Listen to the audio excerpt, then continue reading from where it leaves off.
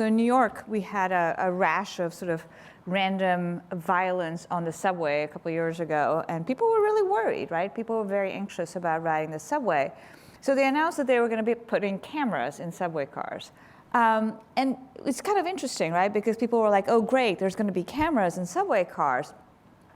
But if you actually go back, because that's actually one of the things that's been studied, is cameras and whether or not they are effective. And there were several studies there were 3 studies actually done to see whether cameras in parking lots, right, which is a place, I guess, where there's a fair amount of sort of, car theft, vandalism, those kinds of crimes, actually had an effect on those kinds of crimes. And they didn't. But you know what did? Lights.